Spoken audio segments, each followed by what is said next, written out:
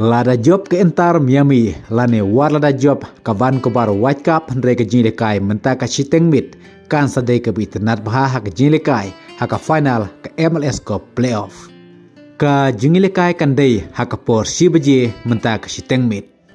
Bat kumba kine ki art ligi tim kata ke Inter Miami bat ka Vancouver Whitecaps kle kendu lesen lewat.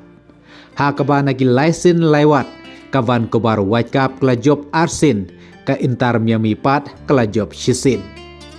Henry menta kemit ke jing lekai kan dei halaying jong ke Inter Miami. Kum taru ke ke banja lah to ke Inter Miami kan lan ban rak burom menta hakasin ke beningkong.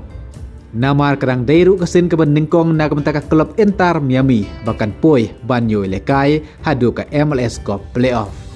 Ka Vancouver Whitecaps ru kadai ke tim ke baklan bah ha ka Western Conference. Kum taru ngimla ban ong lani omla ban tip lupa mano ban job mano ban rem namar ka weru ya ka jing lekai ka Vancouver Whitecaps ngimpa dayo iba. Kadba ka bang syaju ibrabor kadai ya ka jing lekai ka klub Inter Miami.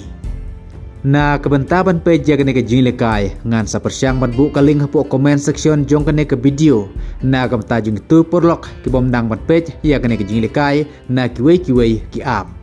Henry Bunsin hi kane kaling kan long satang syuaban stang ke jing lekai. Kumta haba ke jing lekai kan stang ke porsi baji menta ke Shiteng mit ngan sa bulu paya kaling Henry kaling kan salong ban pli tat enda syuaban stang kane ke jing lekai.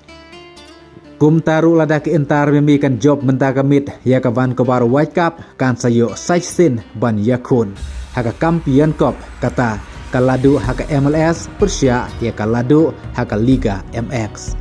Kum taru ada job ka Vancouver Whitecaps ru kan yo ban lekai ya kene keju ka kompetisyon hap deng jugini ki artli kilik. Tingin se pejla sai men step mano ban job mano ban lim hap deng ke Inter Miami Persia ya ka Vancouver Whitecaps ku blesibon.